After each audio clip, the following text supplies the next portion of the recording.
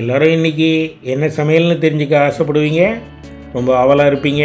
இன்றைக்கி முருங்கைக்காய் பொரிச்ச குழம்பு பண்ண போகிறோம். அதை மிகவும் சுவையாக, மிகவும் வித்தியாசமாக எப்படி செய்ய போகிறோங்கிறது தான் பார்க்க போகிறோம். வாங்க வீடியோக்குள்ளே போகலாம். இன்றைக்கி முருங்கைக்காய் வச்சு பொரிச்ச குழம்பு பண்ண போகிறேன். பொரிச்ச குழம்புன்னு சொல்லலாம், பொரிச்ச கூட்டுன்னு சொல்லலாம். தளர்த்தி இருந்ததுன்னா கொஞ்சம் தண்ணி விட்டு தளர்த்தி இருந்தால் அது பொரிச்ச குழம்பாகும். கெட்டியாக இருந்தால் அது கூட்டாகும். இதுக்கு தேவையான பொருள் என்னென்னு சொல்கிறேன். ஒரு மீடியம் சைஸு கப்பில் பாசிப்பருப்பு வேணும்.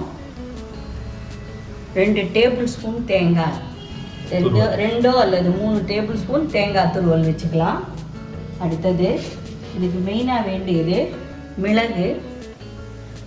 மிளகு எவ்வளோ போட்டு? மிளகு ஒரு 3/4 டீஸ்பூன் போட்டுக்கிறேன் மிளகு. சரி. ஜீரகம் 1 டீஸ்பூன் போட்டுக்கிறேன். 1 டீஸ்பூன் ஜீரகம் போட்டுக்கிறேன். அடுத்தது உளுந்து 1 ஸ்பூன் போட்டுக்கிறேன். 1/4 ஸ்பூன். சரி. வேற முருங்கைக்காய். இதை முருங்கைக்காய் எடுத்து வச்சிருக்கேன். இதோட மிளகாய் வத்தல் சேர்த்துக்கலாம். மிளகாய் வத்தல் ஆமாம், காரத்துக்கு தேவையான அடி சேர்த்துட்டா போதும். ஓகே. நான் 2 மிளகாய் போட்டிருக்கேன். நான் மிளகு காரம் வரும், அதனால 2 மிளகாய் போட்டுக்கலாம். எப்போதுமே நம்ம சமையல் 4 பேர் சாப்பிட்ற மாதிரி செய்கிறோம். இந்த 4 பேருக்கு தேவையான ஐட்டம்ஸ் தான் ஒவ்வொரு நாளும் சொல்கிறோம். அதுக்கு தகுந்த மாதிரி நீங்கள் காரத்துக்கு தகுந்த மாதிரி மிளகாய் போட்டுக்கலாம். 2 இல்லைன்னா 2.5 போட்டுக்கலாம் அப்படிங்கிறோம். சரி. இதை எல்லாத்தையும் நல்லா வறுத்துட்டு தேங்காய் துருவலையும் போட்டு வறுத்து அரைச்சி பாசிப்பருப்பு போட்டு வேக வச்சு முருங்கைக்காயையும் சேர்த்து பண்ணுறது தான் பொரிச்சது. இது எப்படி வேக வைக்கிறது, முருங்கைக்காயை எப்படி இதெல்லாம் அரைக்கிறது வறுத்துட்டு அப்படின்னு பார்ப்போம். பாசிப்பருப்பை தனியாக நம்ம அலம்பிட்டு குக்கரில் வேக வச்சுக்க போகிறோம். முருங்கைக்காய் அழகாக அடுக்கி வச்சுருக்கோம். இது வரைக்கும் போட்ட இந்த சமையல் வீடியோலாம் எல்லோரும் ரொம்ப விரும்பி பார்த்தேன்னு சொல்லி கமெண்ட் போட்டிருக்கா, இமெயிலில் அனுப்பிச்சிருக்கா. நீங்களும் சப்ஸ்கிரைப் பண்ணாதெல்லாம் சப்ஸ்கிரைப் பண்ணுங்க, நிறையா உங்கள் ஃப்ரெண்ட்ஸுக்கு ஷேர் பண்ணுங்க, எல்லாத்தையும் சொல்லுங்க. எல்லாத்தையும் உங்களுக்கு வேறு என்னென்ன வேணுங்கிறத உங்கள் கமெண்ட்டில் போடுங்க. நானும் லிங்க்கில் முக்கியமான இதெல்லாம் இந்த டிஸ்கிரிப்ஷன் லிங்க்கில் கொடுத்துருக்கேன். டிஸ்கிரிப்ஷன் லிங்க்கில் பொடிகள் செய்வது எப்படி அப்படிங்கிறதெல்லாம் கொடுக்குறேன். அந்த பொடியை போய் பார்த்துக்கோங்க. இதுக்கு உருளைக்கிழங்கு கறி கூட நீங்கள் பண்ணி இதோட நம்ம வச்சுக்கலாம்.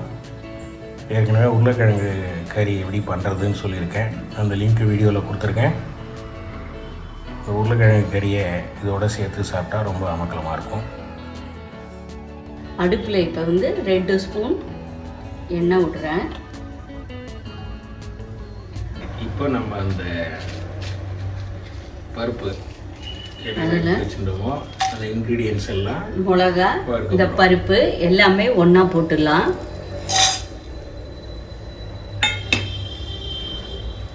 எண்ணெய் போட்டு வதக்கிக்கலாம். பருப்பு ஒன்றா போட்டுட்டு வதக்க வேண்டியதான். அதில் பருப்பு லைட்டாக சிவந்த உடனே இந்த தேங்காய் துருவலையும் போட்டு வதக்கி வச்சுக்கலாம். கொஞ்சம் நேரத்தில் இது செவந்தோன்னா நம்ம தேங்காய் துருவலை இதில் போட்டு ஆட் பண்ணிக்கலாம். அப்புறம் இதை என்ன நம்ம பொடி பண்ணணுமா? பொடி பண்ணணும். மிக்சியில் தண்ணி விடாமல் அரைச்சிக்கலாம். குறன்னு அரைச்சிக்கலாம். கொஞ்சம் குறப்பாக தான் தேங்காய் துருவலை போட்டுருவேன். அதுக்கு நம்ம ஆஃப் பண்ணிடலாம். இப்போ என்ன பண்ணுறேன், இதே வானிலையிலேயே முருங்கைக்காயை ஓப்பனாக வேக விடுறேன். ஆல்ரெடி பருப்பை குக்கரில் போட்டு வேக வச்சுட்டேன். உங்கள்கிட்ட காட்டினேன் பார்த்தீங்களா, அந்த அளவு எடுத்து பாசிப்பருப்பை வேக வச்சுட்டேன். எப்பயுமே சமைக்கிறதுக்கு முன்னாடி காலையில் எழுந்தோடனே டிகாஷன் போடும்போதே புளி என்ன சமைக்கிறோமோ அதை பிளான் பண்ணிட்டு எல்லாத்தையும் ஊற வச்சுட்டோம்னா ரொம்ப ஈஸியாக வெந்து போயிடும். அது மாதிரி தான் பருப்பையும் ஊற வச்சுட்டோம்னா ஈஸியாக வேக வச்சு எடுத்துடலாம். போட்டு ஓப்பனாகவே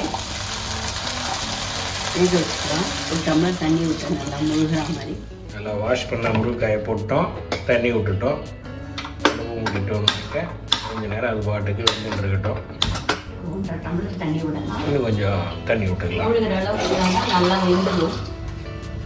இப்போ முருங்கைக்காய் வந்து ஒரு 3/4 பதம் வெந்து போயிடுது. அப்போ நம்ம தேவையான அளவு உப்பு அதிலேயே போட்டுக்கிறேன். இப்போ வந்து இதோட வந்து பருப்பு அரைச்சி விட்ட இது எல்லாத்தையும் சேர்ந்து கலந்து அதில் போட்டு கலக்க போகிறோம். வெந்த பருப்பு ஆமாம், ஏற்கனவே நம்ம வறுத்து அரைச்ச இது எல்லாத்தையும் சேர்த்து அது எப்படி பண்ணுறதுன்னு பாருங்க. அங்கே இந்த பருப்பு நல்லா வெந்து போயிட்டு நல்லா பாருங்கள். இந்த வறுத்து அரைச்சிட்டோம், மிக்சியில் கரகரன்னு அரைச்சி வச்சுருந்தா பொடி அரைச்சது. இந்த பொடியே நம்ம பருப்போட சேர்க்க போகிறோம் இல்லையா? சரி, பருப்பில் சேர்த்துடுறேன். இந்த மிக்சி அலம்பி அந்த தண்ணியே ஒரு டம்ளர் தண்ணியை அதில் விட்டு கலந்துக்கலாம்.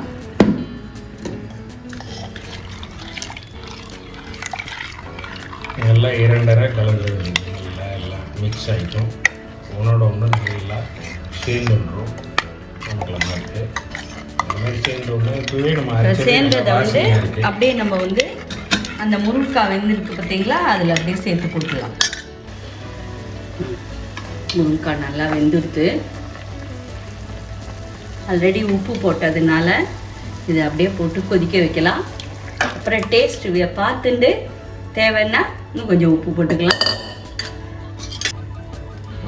நல்லா கலந்தாச்சு. இதையும் நல்லா ஒரு கொதி விடணுமா? ஆமாம், நல்லா கொதிக்கட்டும். ஒன்று சேர ஒரு 5 to 10 மினிட் கொதிச்சா போகிறோம். இப்போதான் முருங்கைக்காயிலையும் இந்த சத்து இறங்கி நல்லா இந்த காரம்லாம் இறங்கிடும். உப்பு காரம்லாம் நல்லா வாசனையாக இருக்கும். முருங்கைக்காய் வாசனை ப்ளஸ் இந்த அரைச்சி விட்ட வாசனையோட ரொம்ப அருமையாக இருக்கும் இந்த பொரிச்ச குழம்பு. அப்படியே சாப்பிட்டுக்கிட்டோம்னா இந்த வாசனைக்கு நம்ம பெருங்காய பொடி சேர்த்துக்க போகிறோமா? பெருங்காய பொடி சேர்க்க. ஓ சரி சரி. என்ன இது எல்லாம் பருப்பு இதுவாக இருக்கிறதுனால இந்த பெருங்காய பொடி சேர்த்தா கமகமன்னு வாசனையாக இருக்கும். உடம்புக்கு நல்லது. சரி, பெருங்காய பொடி போட்டுக்கிறேன். இப்போ ஒரு 10 நிமிஷம் கொதிச்சு வரட்டும். நல்ல கெட்டியாகிட்டு வரும். இதெல்லாம் ஒன்று சேர்ந்து கெட்டியாகி ஆகிடும். உங்களுக்கு இந்த சமையல் எல்லாம் டேஸ்ட் பண்ணி பாருங்கள். பிடிச்சிருந்தா லைக் அண்ட் ஷேர் பண்ணுங்கள், சப்ஸ்கிரைப் பண்ணுங்கள். வேறு ஏதாவது வேணும்னா கூட ரெசிபி கேளுங்க, நான் உங்களுக்கு இது பண்ணி தரேன்.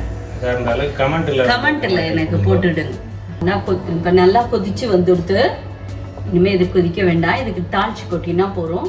இதுக்கு வந்து காம்பினேஷனாக கறி வந்து இந்த மாதிரி உருளைக்கிழங்கு காரக்கறி, கத்திரிக்காய் கறி, வெண்டைக்காய் கறி, அதெல்லாம் வந்து காரக்கறியாக பண்ணோன்னா காம்பினேஷன் நல்லாயிருக்கும். இது மாதிரி அவரைக்காயெல்லாம் வச்சு கூட பண்ணலாம். பொரிச்ச குழம்புக்கு நம்ம முருங்கைக்காய் போடலாம், அவரைக்காய் போடலாம், புடலங்காய் போடலாம். புடலங்காய் போட்டு பொரிச்ச குழம்பு பண்ணலாம். இதெல்லாம் போட்டு இதே மாதிரியே இந்த காயை மட்டும் நம்ம வேக வைக்கும்போது வேறு ஒரு காயை போட்டுட்டு மற்றதெல்லாம் இதே மாதிரி பண்ணோம்னாக்க அந்தந்த பொரிச்ச குழம்பு ரெடி ஆகிடும்.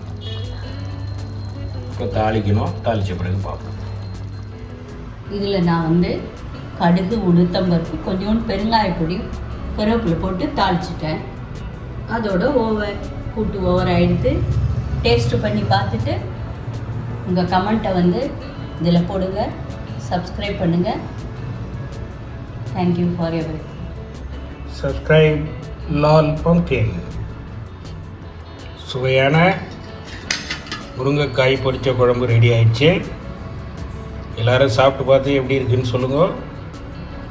லைக் பண்ணுங்கள், ஷேர் பண்ணுங்கள், கமெண்ட் பண்ணுங்கள்.